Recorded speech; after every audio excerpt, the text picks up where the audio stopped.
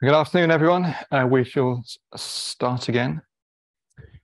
I'm just waiting to have my slides up.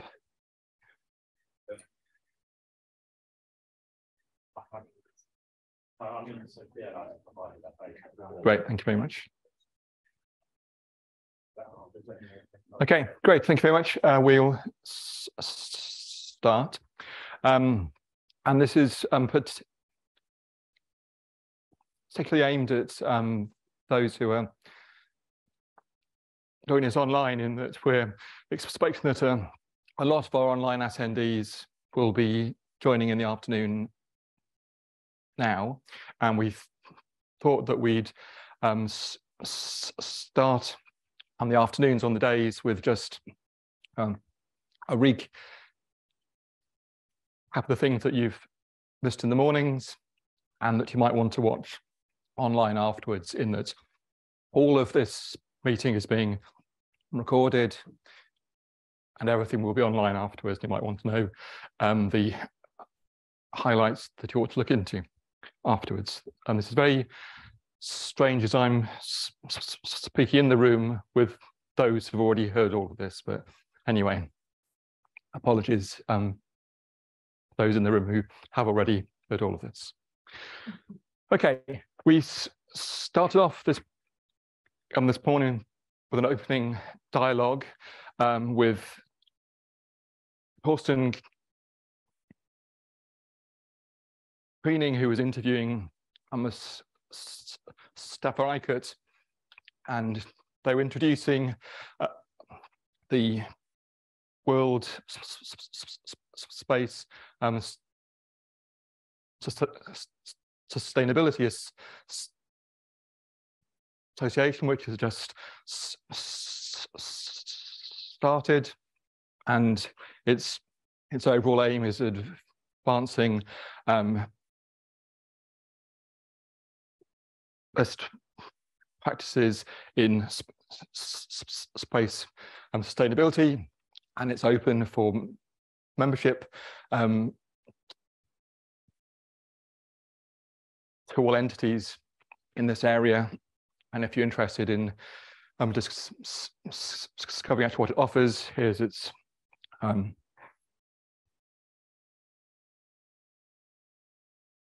URL here. And then after that, we had a session which was about understanding the space and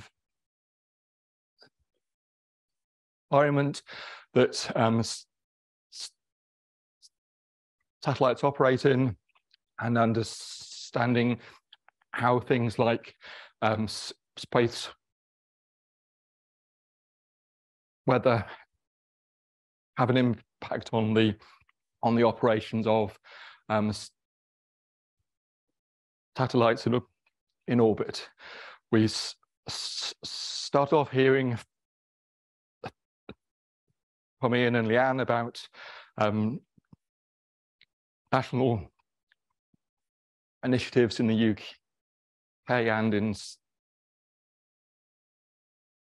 South Africa for space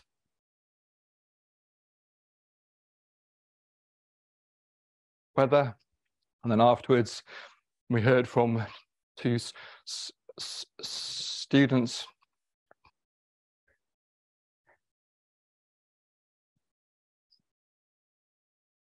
Raphael and Luke, describing their own individual search efforts in this area. And after that, we started our discussions of space law, policy, and regulation. And Delavo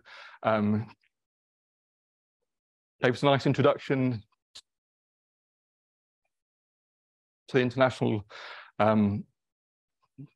legal framework for space, and discussed a number of issues to do with its implementation presentation, after which we heard from Tanya about the UK plan for space sustainability. And then after that, we heard from Jerome about how the Paris Peace Forum is using his expertise in global governance to study space sustainability. We had an interesting issue that was raised afterwards in the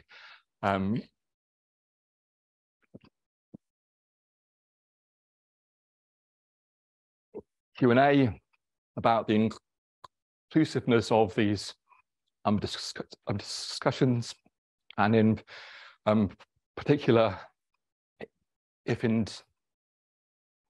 indigenous peoples are heard in them. After that, we had a panel discussion about inspiring the next generation to have an interest in space and in STEM actually more generally. And there's a lot of interesting things raised in the discussions, but amongst the conclusions, I think, were that these efforts have to be targeted at the particular audiences of ages and populations in the different countries, and that their success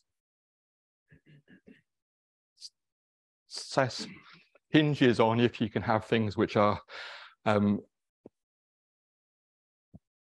relevant to the experience of the audiences, and in particular if they can understand that the things they're hearing about aren't just abstract, they're actually leading into career opportunities. And we also discussed a bit about the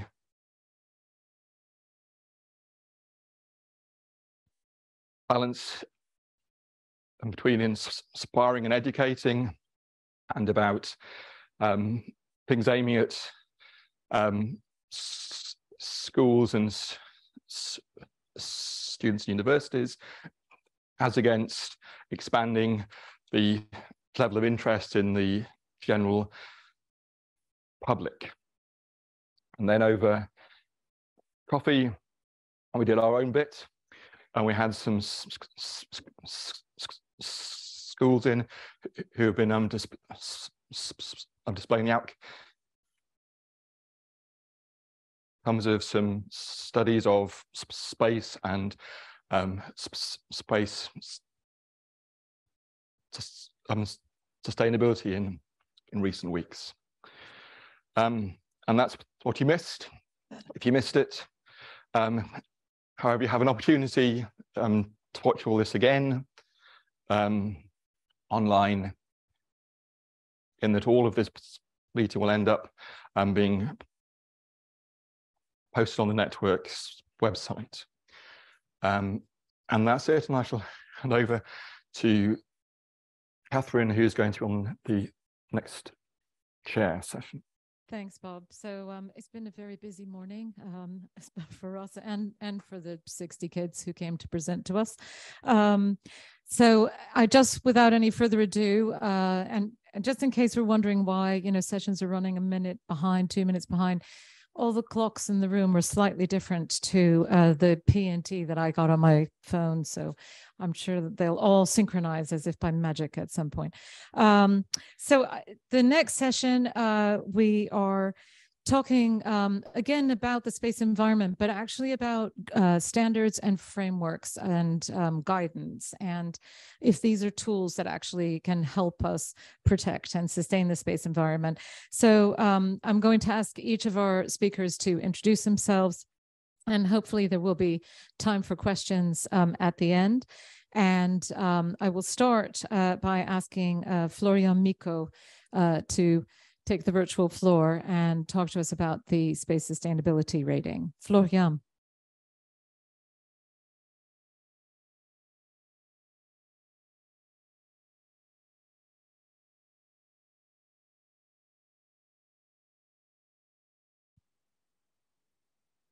I think we're getting there. Florian, good to see you. Katherine, can you hear me? Yes, can hear you. Perfect, great. So thank you very much for the kind introduction. So please just allow me to share my slide deck. I hope that you can all see my slide deck now. Can you?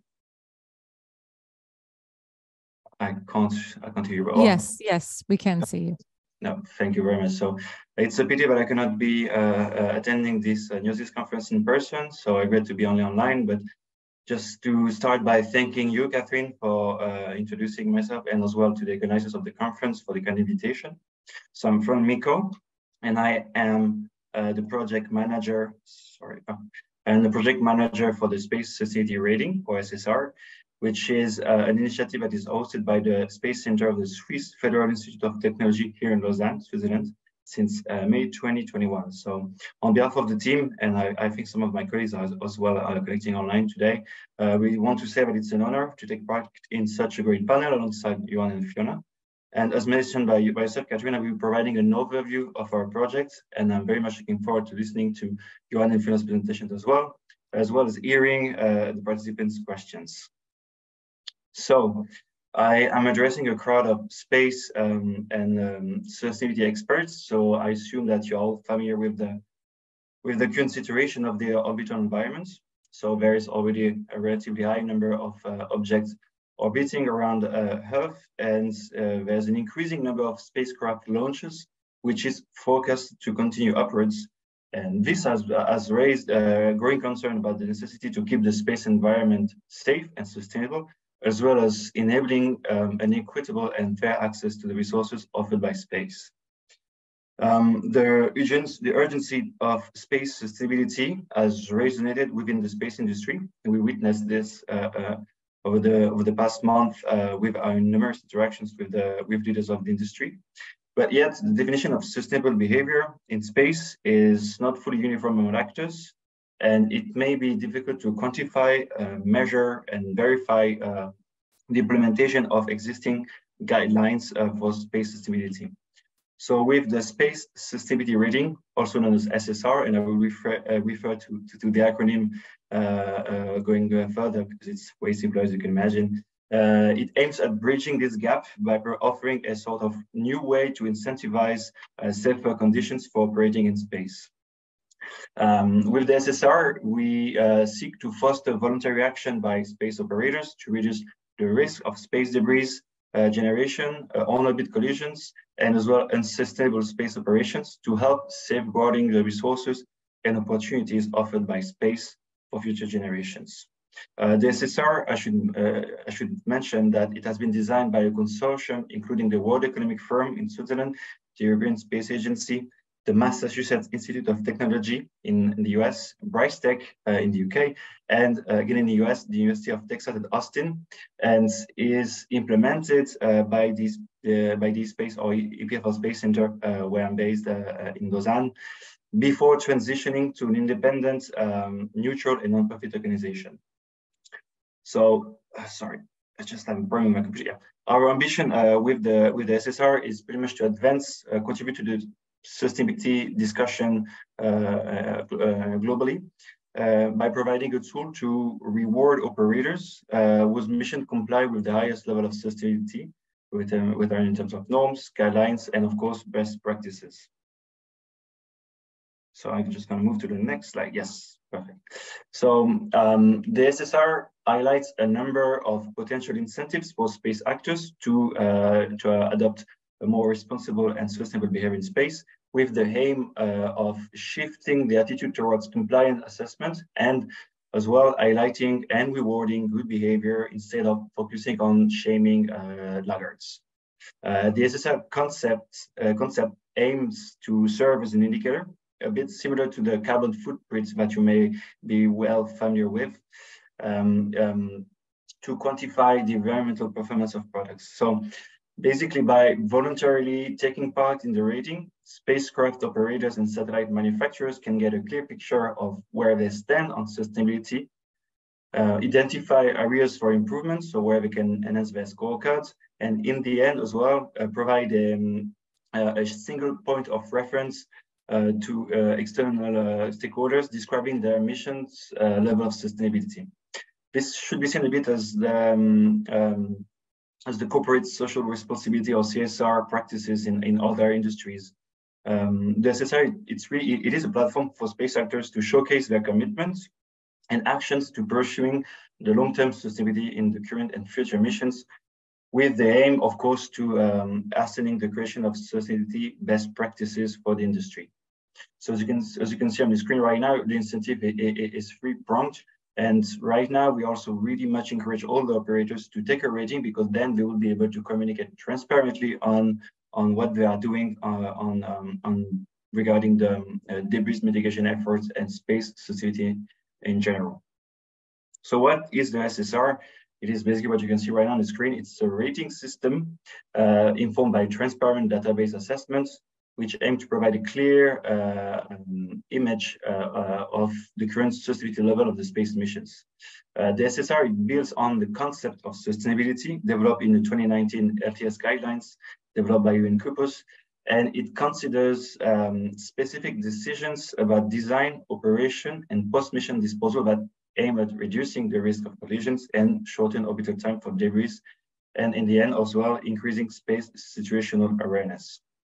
So to basically encourage responsible behavior in space, the SSR offers a recognition of a sustainable action and decision taken by actors through the rating system. It also aims at simplifying the assessment of and quantifies sustainability metric to draw a clear comparison between the missions that an operator is leading. And thirdly, it also aims at helping to recognize and spread new behavior or best practices for sustainability more nimbly than national regulations. So our work here and with my colleague Adrian Sada and Emmanuel David, basically we are running this rating system, so the assessments with the operators, but it's not only about providing a grade, if I may, on the level of sustainability of the space missions. It's also about providing a recommendation based on the assessment to help the operator identify where enhancement can be made to enhance their sustainability performance of the missions. And an important part of our work as well is with the SSR, as I mentioned, it is transitioning to an independent organization to manage the rating. And part of this is also that we're not only working with spacecraft operators, but as well as other space actors, which you will see in a few minutes in another slide. The goal is pretty much with its association, with its nonprofit organization, to provide this platform to exchange around the rating, and also to help enhance the rating, to make it constantly enhance it, in the future. And as well, collaboration is, of course, an instrumental factor for space sustainability. So this is what we are humbly trying to contribute to. So in terms of timeline, it started in 2016 with the World Economic Forum. Basically, I don't know if you know, but they have a global council for space, which gather industry leaders and space experts. And in 2016, they identified orbital debris as a very important topic for space sustainability. And they developed the concept of the rating to guide the space actors in taking better decisions to help address the challenges raised by the proliferation of space debris. The main idea was to create at the time a voluntary mechanism for space actors And 3 years later, after the concept has grown, a consortium was appointed by the World Economic Forum, composed of the 4 organizations that I mentioned previously, which form with us a consortium. And they developed the methodology behind the rating. And I should let you know that basically it is completely transparent and freely available on our website, because it has been published in several technical papers at the ISE, sorry. And in 2021, with the eSpace, it's where we came into play. We have been selected to draft the implementation of the SSR. And over the past year and a half, we led a number of beta testing, to be more precise, 8, with large operators, including Airbus, Astrocast, Access Space, OneWeb, Planet, SpaceX, as well as students' project, for instance, at EPFL, the EPFL spacecraft has also made a rating. And this provided pretty much an opportunity to test and refine the rating process to make sure that it is practical, relevant, and valuable to space operators. So after this phase, which has been successful, we were in a position to officially launch the SSR in June of this year in London at the occasion of the 4th Summit for Space Sustainability. And it was also the occasion to celebrate the issuance of the first official rating to Stellar at the time. And now in December 2022 already, well, we're in 30th of November, sorry, but we are well advanced in the SSR journey. And in the future, we will consider a number of additional extensions to the SSR, which, for instance, may consist in new modules to integrate important dimensions in interest for space sustainability, including, for instance, the impact of satellites and spacecraft on astronomical observation. And as well, for instance, we could consider developing a module to address life cycle assessment, quantifying the whole impact of the satellite from design to operation and to the post mission phase. So another thing that we are considering is to develop a sustainability rating for launch vehicles, which we call under the acronym LVSR. So it will follow the same mindset of the SSR. The goal will be to incentivize those vehicle providers to implement sustainable design and operational decisions to reduce the environmental impacts and space debris risk. So our goal with the SSR is to form a forward-thinking community of space actors. All space actors are welcome to join the SSR and contribute to the technical and strategic discussions. This can be done through 2 different levels of participation. First of all, there are the rating users. So we already led some beta tests. So as you can imagine, the rating users will be mainly spacecraft operators, but also members, as the SSR has an inclusive approach. And we want to enable non-operators to also engage in SSR. So this is what you can see in our membership. We have SSA providers, and we also have foundations and other NGOs to contribute to the SSR. And it is international by nature. So our members and partners are obviously spread all over the world. And for sure, I should emphasize that we are also seeking to engage with organizations from emerging space nations. We'll also have another group, which is called the SSR Advisory Group. So this is a group that has a consultative capability and is form of independent and multi-stakeholder approach with experts advising and providing other recommendations on the rating. Most of these organizations have been involved for a long time in the SSR, and they continue their involvement with the advisory group. So I spoke about the SSR approach. Now I will try to give you a more precise idea of how the SSR is trying to quantify space sustainability. So this is mainly done through the 6 modules that you can see right now on the screen. Each of the modules assess a different aspect of sustainability. But I should start by saying that the design of the SSR really considers the key decisions a space operator can make during the design, operation, and end-of-life phases of the space mission. This pretty much aims at ensuring that the mission implements designs and operations that go above and beyond the current best practices, enabling the operator to demonstrate the pursuit of responsible and sustainable operation in space. So in its first iteration, there are these 6 modules, and as I mentioned, we will consider in the future to add further modules.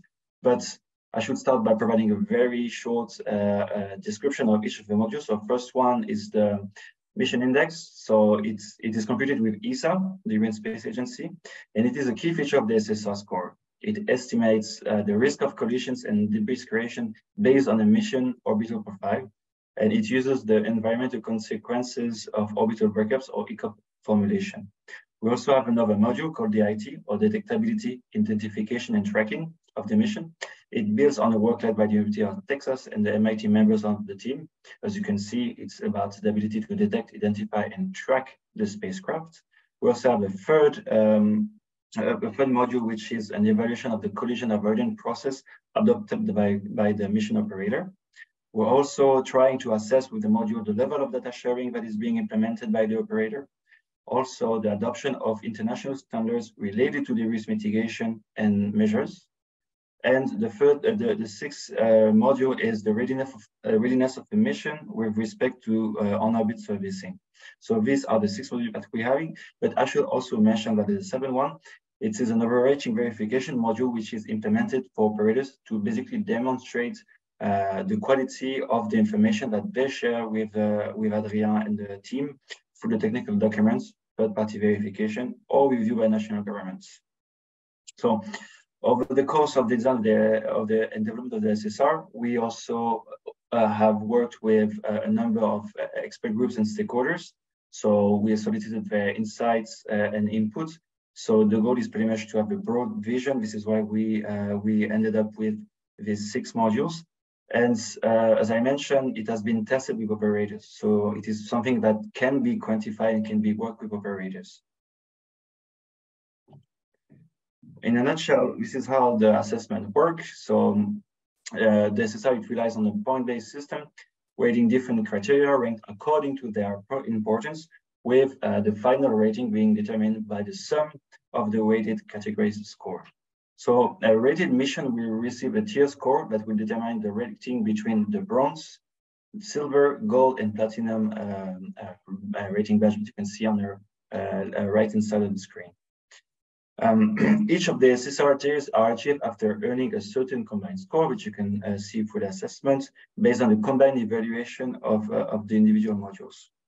And I should be very clear that the SSR assessment applies to the current phase of the mission. So it will mean that at a regular points during the mission operation lifetime, re-evaluation should and will be made to consider information that becomes available at a later stage, such, for instance, the object deployed during the launch and the final operational orbit.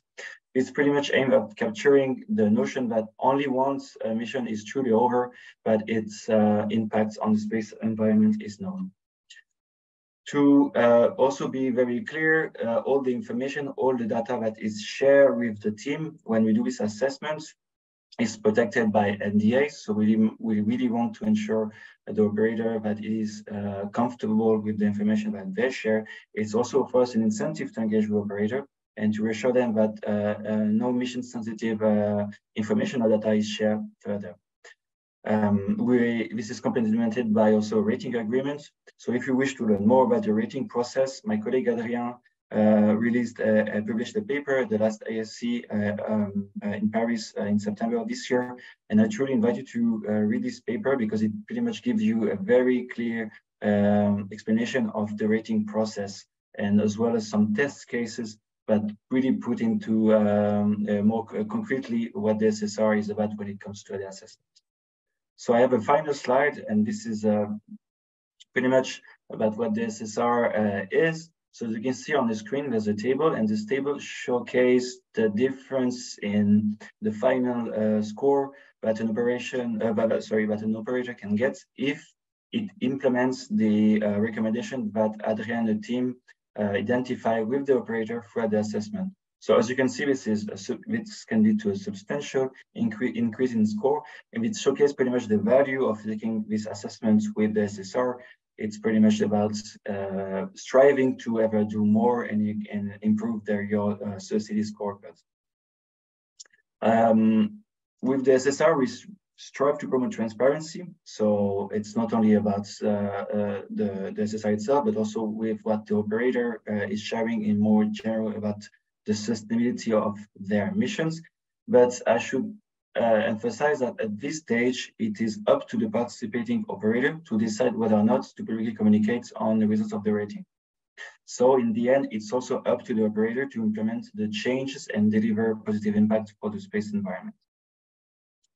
So this part of the process, and I will conclude on this, it shows that the SSR is striving to go beyond the simple sensitivity assessment.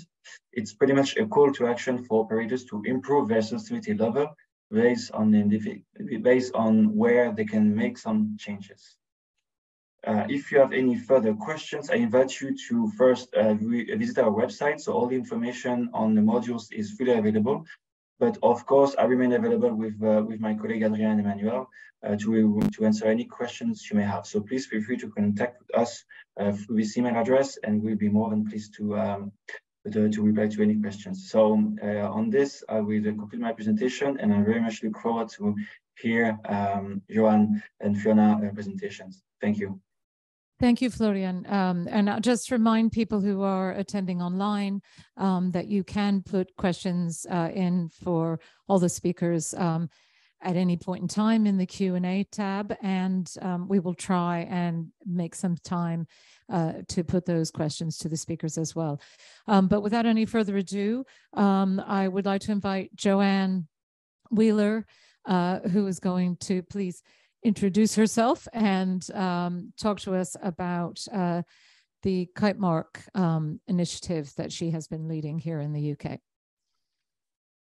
Thank you very much, Katherine, and hopefully you can hear me. We can hear you, but now we can't see you all of a sudden.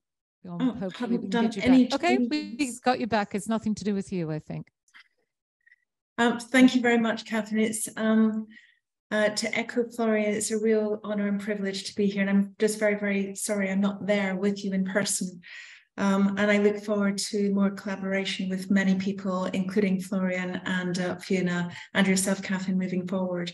Thank you to Warwick Tech for sharing my slides. If we can jump straight ahead, that would be great, please, to the next slide. Thank you. I just wanted to quote McKinsey. Actually, to start with, saying the space ecosystem touches many aspects of daily life, abounds with commercial investment and increased commercial use cases, and plays a key role in advancing global sustainability and security priorities. We all have to agree with that, but we all have to agree with the next paragraph too. The sector is at an inflection point. Leaders believe that existing frameworks are no longer sufficient to manage the full breadth of today's most pressing issues, including space debris, the commercialization of low Earth orbit. This was a report that they published in May of this year. Now, I've been involved in this space industry now for several decades. And involved with British Standards Institute for over 20 years, and was the main lawyer for ESA's space sustainability work for just over 4 years. And I think this last paragraph is more pertinent today than it's ever been before. And we can jump onto the next slide, please. And just to echo this point, similar to people who presented in the UK last year, and this was a year ago too, global space sector is moving faster than we could have imagined, with over 80 space programs. 83 states are now involved in space activities, and this figure is only going to grow.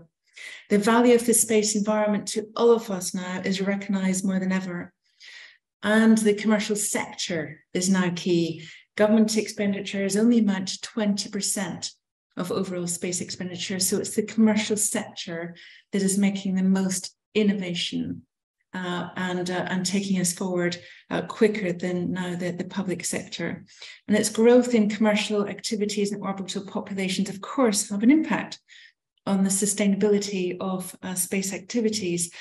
And we see this dynamic, quite honestly, changes on a month-by-month basis. Aspiring space nations joining the international space community, which is brilliant.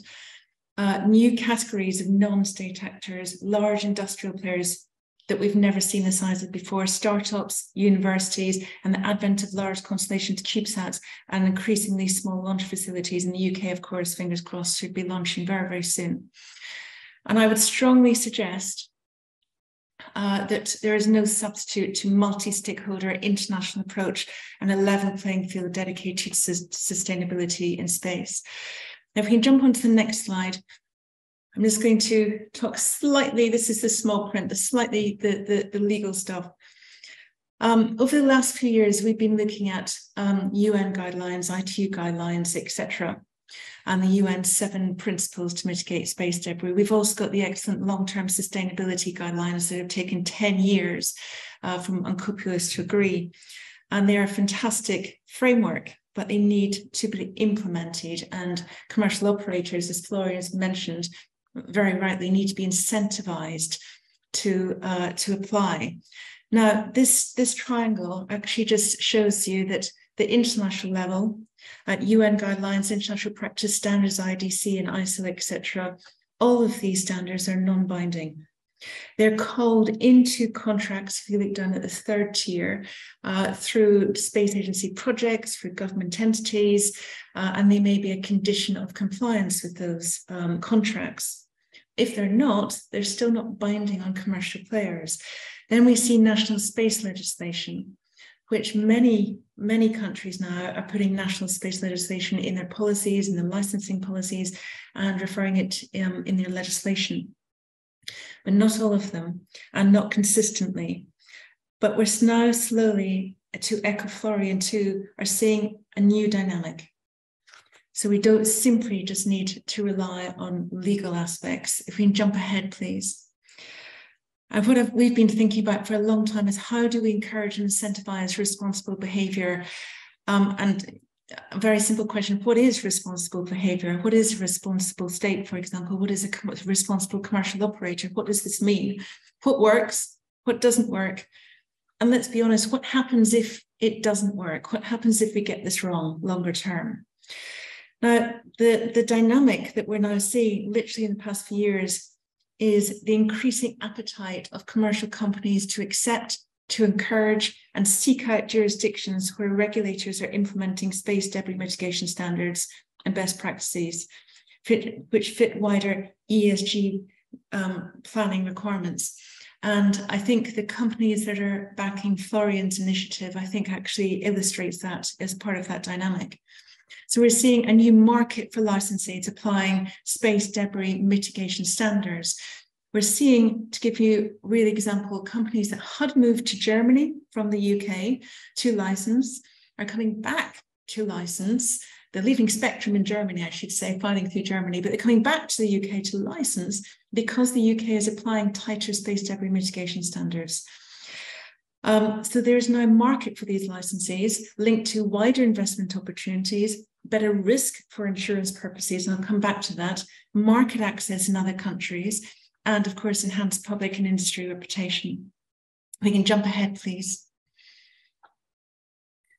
And many of you have heard me talk about this economic concept of this race to the top, where competition between entities to be the best and most sustainable actually leads to a better outcome. So there are clear regulatory procedures and a credible licensing regime to meet sustainability goals we're actually seeing can raise finance. Investors are saying, yes, we want to invest in space, we understand the returns, etc. But what is sustainable? What should we be investing in? And the UN Environmental Programme Finance Initiative stated very clearly, and this is a report that was done in the UK, part of a company's fiduciary duty is to integrate ESG issues into its investment analysis. So these licenses that meet the sustainability goals are a stamp of approval. And we're slowly seeing increased forum shopping to get these standards. Now, I'm not going to be naive here. This is not right across. It was only 2 weeks ago that a company came to me and said, we need a license quick in 3 weeks. Just get us anywhere, just get us licensed. So this isn't right through, but it's a genuine large move in the last few years. So this overall ecosystem of international guidelines, national implementation, and commercial ESG criteria linked to investment in a better risk and insurance is a powerful one. And these ESG imperatives are slowly, we're seeing, driving investment decisions. And this offers an opportunity for the commercial satellite industry to work with national regulators, academics, and to implement these practices and make these standards a reality. If we can jump ahead, please.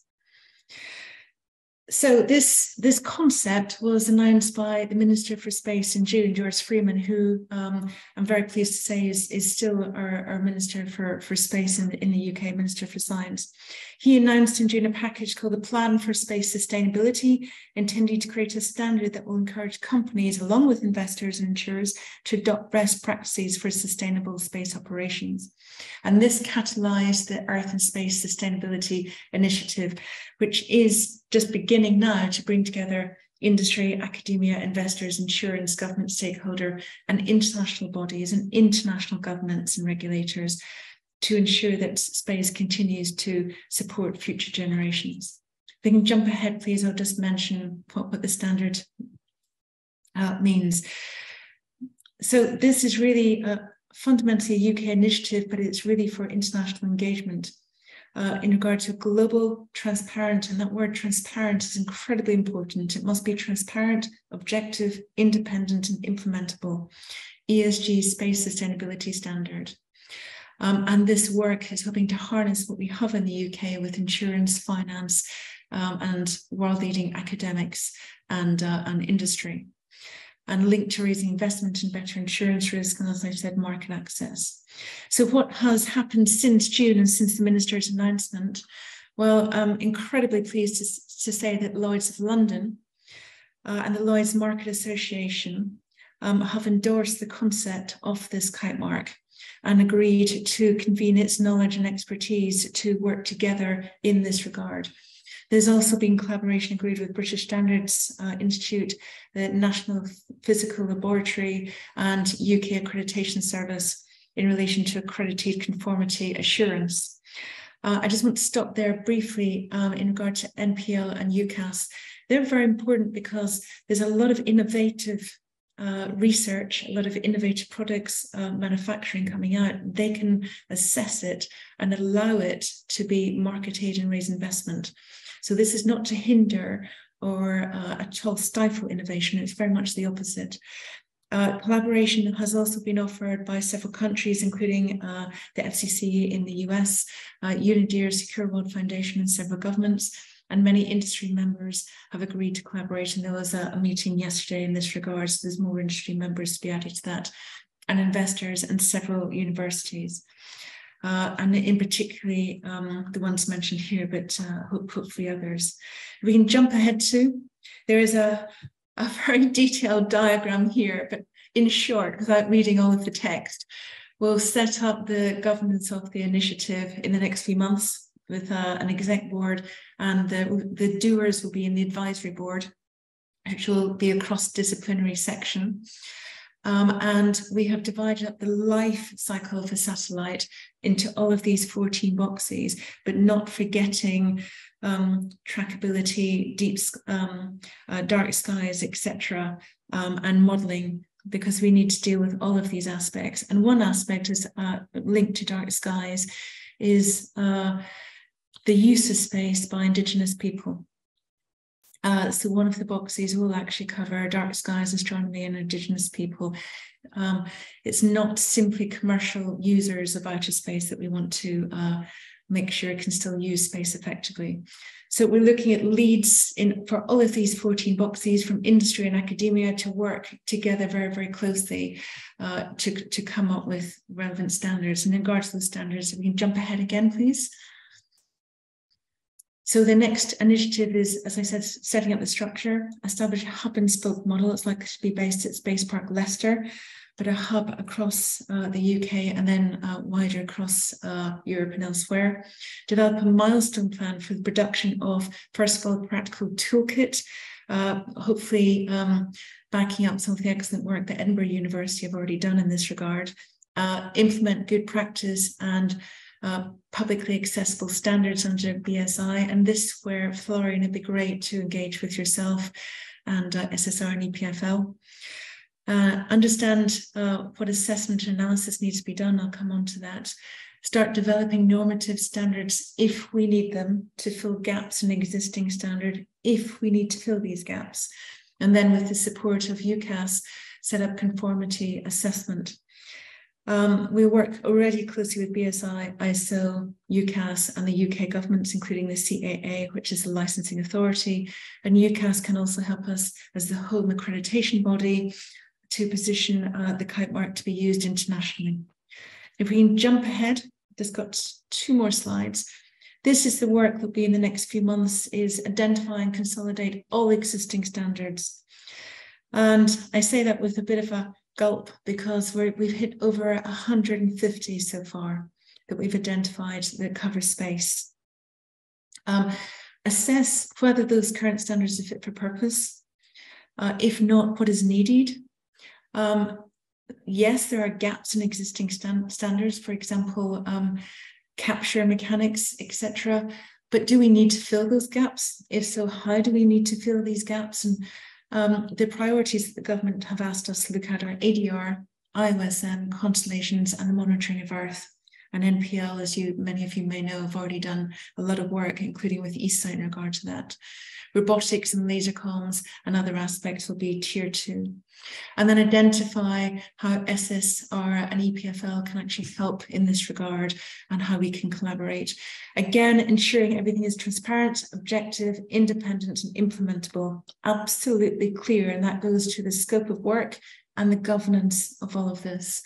Because when you bring industry together and you're developing standards, you have competition aspects. So we're looking at how all of that can be dealt with.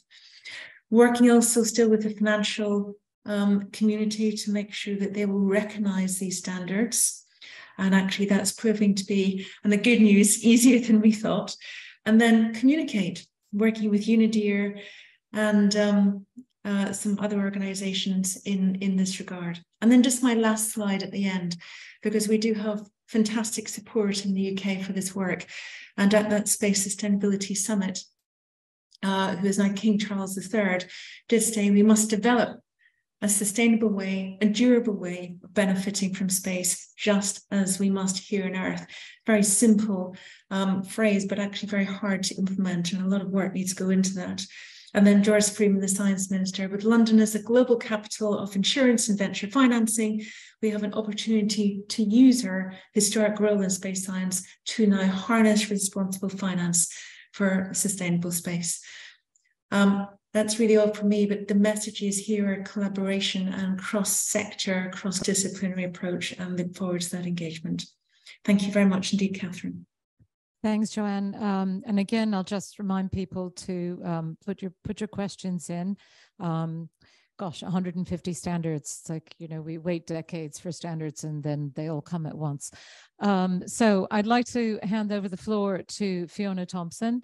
Fionagh, could you introduce yourself and we look forward to your talk.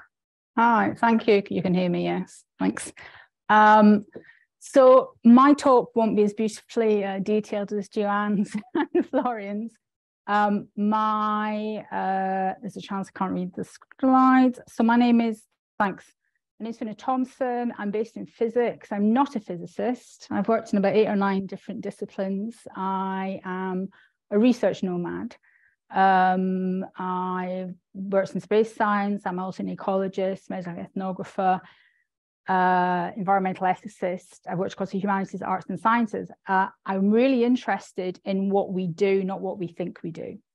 So my work's very immersive. I know that there's legal issues that go on, but often what's happening underneath is very, very different. And what I do know is the more I learn, the less I know. Absolutely. I am going to try and talk for 10 minutes, okay, really short. I'm going to throw stuff out that's not even nuanced. I'm always asking for nuanced discussion, just to see if I can get some bites in the audience. I'm really interested in underlying assumptions. I am not interested in what I call dominant voice consensus. I think consensus often means some people are silenced and other people get to speak out. It's dialogue I'm interested in, the constant need to keep questioning. I know we have to get on and run the world, but we also need to question things. So next slide, please. Oh, I'm doing, STFC are funding me at the moment. I'm doing a project with something called Satellite View. It's Earth observation. And all views are my own. There's nothing to do with Satellite View at all whatsoever. Okay, what I want to say first of all is that I think we look at space before I talk about the ratings through rose-tinted glasses. I think it's very romantic. I'm an ecologist who's working in astrophysics, and then I kind of moved into space. Old space, which I'll go into more detail with, and new space, they are completely different from the worlds of stargazing nations. It's indigenous in its knowledges. So I've done work with hunter-gatherers. My fieldwork was about land rights, and land means oceans up to the sky.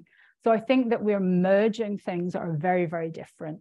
And it's also, I have astrophysics colleagues with me. They may disagree, but for me, astronomy, and it's really astrophysics now. Astronomy is slightly different, is very different from space. And it is inherently colonial. And it's something that we have to embrace, accept, and decide. And this may sound like a value judgment. It's not some people the colonial approach works really, really well, but it is colonial. So Katherine had asked me to talk about barriers to democracy. Well, working in space, inherently, we have structures embedded. It's whether or not, how do we change them, but still maintain the ability to keep working. And I have put large marine nations, which is inland, that's small islands that have got vast ocean resources around them that merges up into the night sky. Very romantic about indigenous knowledges, not one way. The next, please. So I want to sort of like challenge try and explain a bit more about what I think has been colonial by asking, you know, what do you mean by sustainability? And I want to do this by comparing, people compare space, outer space, near environment to the blue planet. And they often compare it to space debris and Great Pacific Garbage Patch. And this is probably cyclical, so all my astrophysics colleagues will probably, I'll drive them insane because it's not linear. But I'm going to try and just throw a few things out by first of all saying the differences between these two fields. Space is human-made, absolutely. It's not right or wrong, but it is created by humans, and it is completely human-centered. It's what we call in human job anthropocentric. The humans are there. The blue planet is quite different. There's nothing up there that's a natural habitat for us. I'm not saying it's made up, it's constructed. But the other thing about it is that it was created by the military.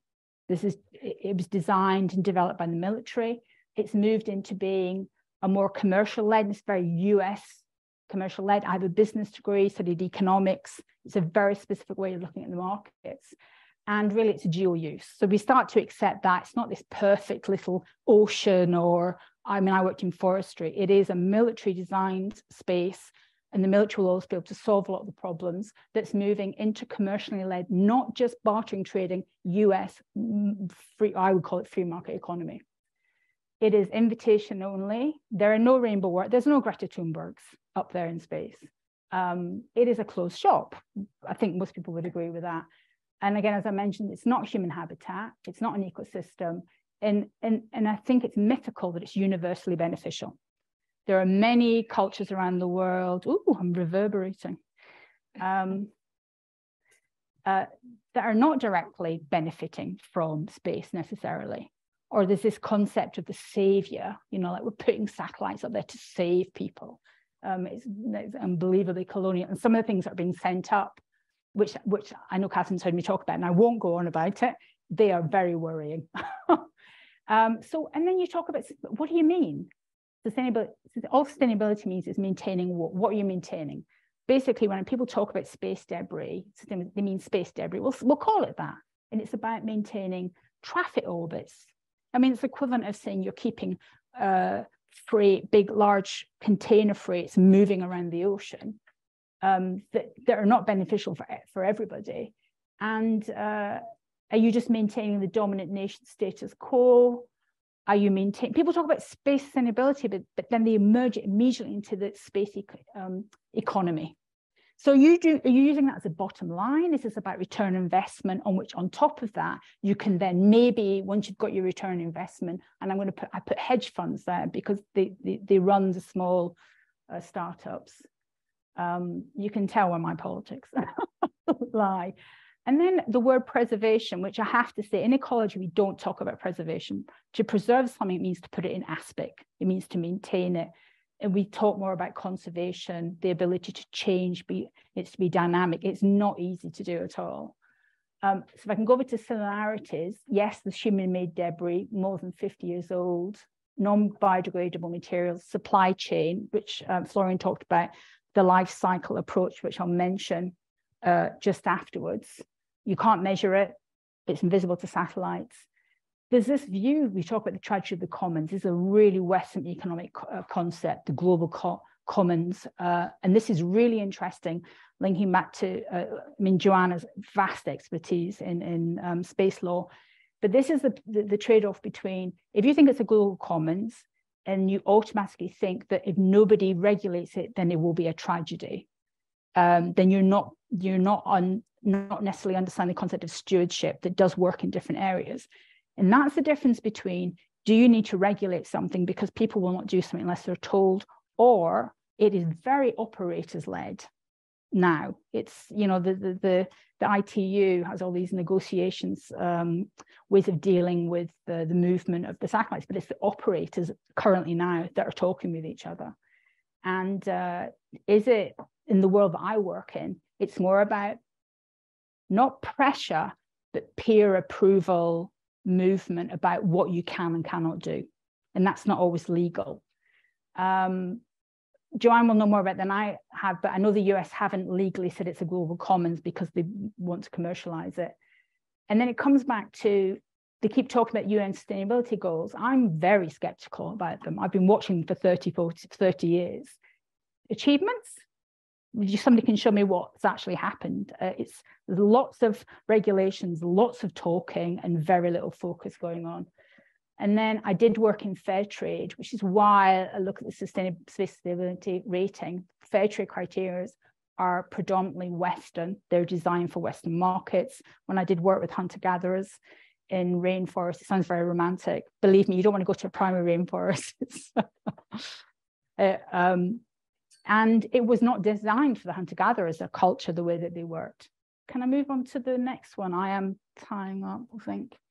So I do want to highlight one thing that people will talk about, which is the life cycle approach, which is this eco-design life cycle, concept to orbit, beyond green rocket fuel, is when you look at what they're focusing on, ESA or space sustainability ratings, I feel it's a bit random sometimes of what they think is more important. So one of the issues for me for about 4 years I've been asking is, there's no research into the impact of satellites into the atmosphere. I get told there's no problem. Well, you cannot say that unless you've done the research. And when somebody hands me a paper, I'm a researcher, one paper does not a research field make. And when people say, oh, but we astrophysics colleagues, oh, we study meteorites. Meteorites are not satellites. Or they'll say, it's to do with the impact of the mass, as my lovely colleague said, but we've done calculations on the back of an envelope. And they'll say it's about the mass. I'll say it's not, it's the materials that are being burnt up. When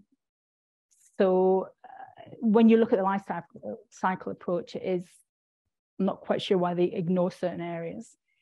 And other people can talk about the grandfather rule that's gone from 25 years, which I don't think it's in the SSR.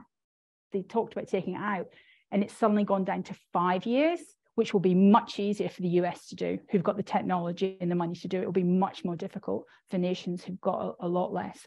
And also, you're going to start burning up satellites within 4 to 5 years and have not done any research at all on it. I'm ranting, sorry, carry on next one. Okay, press it again. So for me, a sustainable space rating, and Florian, I really enjoyed your talk. I am a devil's advocate. That's what I'm paid to do, is to question things. Is it challenging, or is it supporting the dominance of current spacefaring nations? Because it is a colonial space, whose voices are. So for me, it's the World Economic Forum that decided to implement it. They are a very, very elitist organization, closed room. They did a call out for who they would then give the contract to. You had to be at the one conference where they advertised it. And the group, 3 of them are in the US, one of them kind of is in the UK, and the other one is ESA. ESA is great, but it's an engineering organization. That's not international. Sorry, it absolutely isn't. And whose values are there? So I know that the Earth and Space Sustainability Initiative, it's just started. So it's and Joanne kept saying it's transparent. And Florian also talked about SSR is transparent, but it needs to be from the very beginning. You can't build something and then finish it and then start to share it with people. And the other thing is that the concept of time, people always say that they include voices, but you've got to speak quickly. Questionnaires are representative of people who like filling in questionnaires. It's true. Who's filled in a questionnaire? You know, you talk public, you get given all these survey results and you think, why I didn't add my voice to this. And if you're talking to people like, so I was very lucky last year, you heard Dan Hawke speak. So last week they had a intertribal space conference that I had spoken at. And one of the issues is when you want to engage with people, you often need more time, a lot more time, especially for quieter voices. And sometimes you need to go through various iterations. So something like a focus group is, again, the most dominant people speak in a certain way. I have other slides, but I think I'm going to draw a line underneath that. So here's a question, you know, is SSR, is it maintaining, is it changing it, is it challenging it, or is it just carrying on supporting the current power structures in space? Full stop, kind of. Thanks, Fionagh. I feel like that's going to start a debate. Would either Florian or Joanne like to respond to any of the questions that Fionagh raised before I open the floor for other attendees? Joanne. Fionagh, I have to say I agree. To make sure something is transparent and objective, again, it's easy to say, but not always easy to achieve. And to make sure it is transparent, we need to start in day one. And it needs to go right through. So it needs to be the structure of what we're doing, how we engage with people, who we engage with, all of that stuff. Now we are at day one almost, and I might speak to you every now and then, Fionagh, just to make sure that you can challenge us and kick the tires, because to achieve independence, objectivity, transparency, and that trust that comes from that is not easy to achieve, and there are conflicting voices, and that requires mediation too. But we've got to move forward with this work, because we can't stand still with it. But we need to be inclusive. So there's people like you we're going to need to engage with to make sure that you can challenge us to make sure that we are being that way. Florian, did you? Yes, I would like to thank Fionagh for her presentation and for challenging the SSR. I think that it's not fully fair to say that the SSR is not transparent and it's not inclusive. Yes, it has started with the WEF, but first of all, the SSR is not an industry group, so we do not defend the position of industry. We're trying to defend the opinion of experts in space, and I guess it's the first, at least the merit of the SSR is that it's the first tool that provides an assessment, and it's black or white. I mean, it's an assessment, then you can't really change the result, and so that's great. And inclusivity, I'm sorry, but we are striving our best to include everyone, and I should let Fionagh know that we are also in discussions with partners in China, in India. It's just a start, and we're certainly not close to collaboration with spacefaring nations. So that's the first point. And with the association, this is what we're sitting with groups, these working groups, because we want these working groups to be open to everyone and also to have different voices, different opinions to make sure that, it is complementary. I guess we could say that the SSR is addressing on many space debris, this is true. And in the future, we want to enhance it. So, of course, this kind of contributions especially from the remarks from Fionagh, are very interesting, and I want to let her know, Fionagh, and also the audience, that it is something that we hear, and it is something we want to work on. So everyone is welcome to participate. And the third point on which I would like to emphasize is the fact that the numbers of satellite launch will continue to increase. And this we won't change. I'm sorry, but this is the case. And the more we invest in time, the higher the number of satellites we will have in space. So why not? We cannot sit there and just criticize this fact. This is the truth, and our goal is pretty much to make sure that when an operator is sending something up there, it complies with the highest level of compliance with the existing guidelines and norms. And then it will not solve completely the issue, but at least it will solve partly a part of the issue. The other questions, whether it is putting a limit on the number of satellites and so on, we hear that, but it's not the world of the SSR, it's the world of the policymakers. We are here to support, to provide an assessment and to guide the sustainability discussions of companies, but the rest is beyond our what we can do. Thanks, Florian. Is there anybody in the room who wants to make a point or ask a question? Lots of people in the room. Now I get to get my exercise. Thanks to all the panelists. That was really interesting. What crossed my mind when Florian first spoke was actually the Summer Secure World Foundation Space Sustainability Summit and the announcement of the Kitemark. And I'm interested, while Florian and Joanne are both here, on how we ensure that they're not conflicting standards, or there's two different diverging standards to ensure space sustainability, and whether operators are going to have to go through the loop with 2 rounds of these processes to get licenses or be deemed responsible.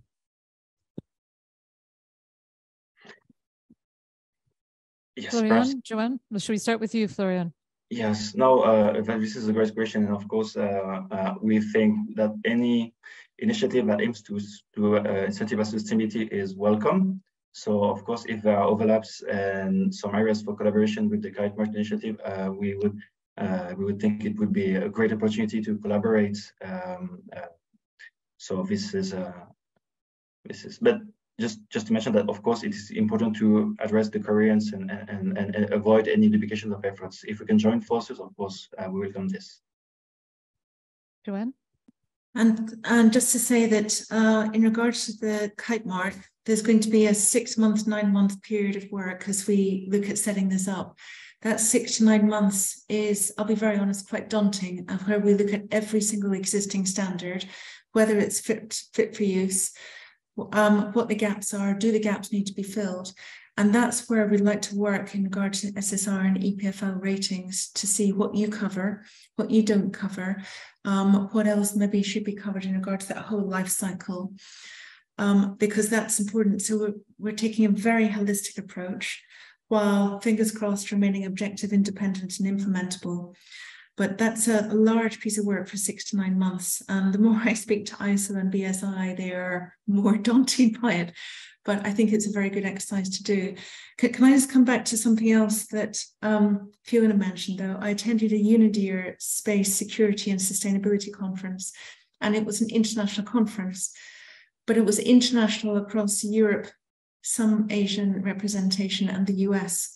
There were very few sub-Saharan countries attending, and therefore, to make sure that things are representative and inclusive and international, etc., we do need to look at these new spacefaring nations and look at their requirements, etc. So that concept of inclusivity and objectivity is not an easy one to satisfy. Thank you. Thanks, Joanne. I'm going to abuse the rights of the chair and let the session run on for just a couple of extra minutes. We have a question online, Dins. Yeah, we have a number of questions. 2 have already been answered, and can I ask the panelists to answer some of these other questions we have online? But from one of the attendees, the question is, do you think there should be a limit on the amount of individual satellites that one private company is allowed to launch to space, so that there is more space for others to get involved, and therefore allow new spacefaring nations to get involved? Thanks, Dins. Can I have a really quick yes/no on that one? Should there be a limit? Fionagh. Joanne, should there be a limit? You're gonna hate me, Katherine, but I'm gonna say actually it's how they're used, how they're controlled, and who controls them. So I think we need to look at collision avoidance measures, maneuverability, and who is directly infecting, controlling them. But maybe we should look at the how many satellites in each plane can actually be operating carefully. So again, I think we need to take a holistic approach, but I would at the moment look more into who's operating and maneuverability. Okay, thanks. I'm going to take, gosh, there are 3 more questions in the room. I'm going to get everybody to ask their question, and then I'm going to see if we can wrap them up quickly. Alan Thomson from Sky Aurora. 2 words: relevance, responsibility. To whom? So what's the relevance of a space sustainability rating to a new launch company that is struggling to get financed? How is it going to be more competitive to compete with SpaceX, who's already thrown a huge amount of money at reusability, sustainability, apparently? Where's the level playing field?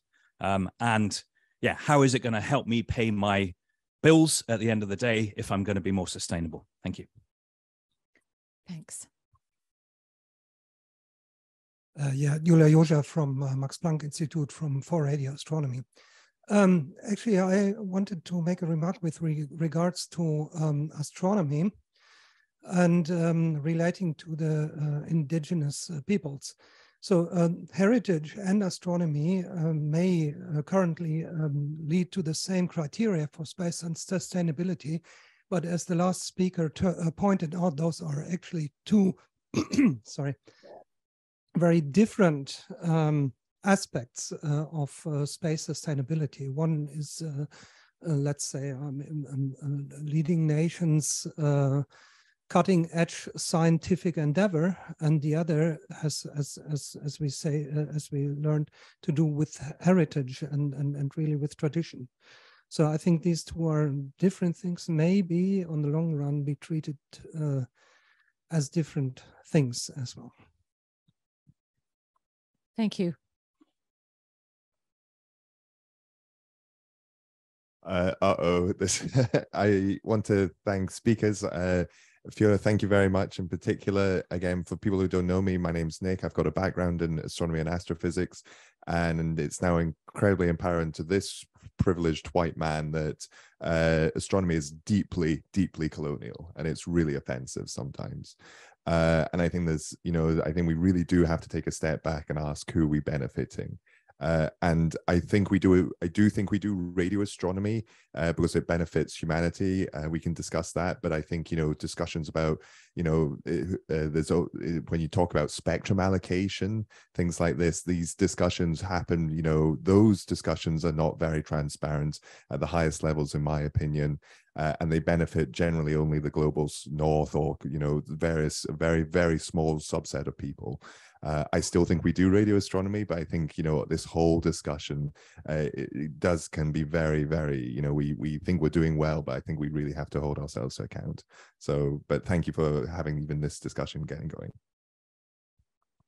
Thank you. And I think in the interest of time, I'm actually going to not let them answer your question, Alan, of relevance to whom, of benefit to whom. What this is telling me is that we need to have a whole session on this and then add that to the GNOSIS program next year, because there's a huge amount of interest in the room. I would like to ask Hiravarti from LumiSpace how he's found his experience with SSR, etc. So I think we are going to just have to add a whole session on this to the program and get everybody back to have a longer, more in-depth conversation. But thank you so much to our speakers, Joanne, Florian, Fionagh. It's been a really engaging session. Thank you.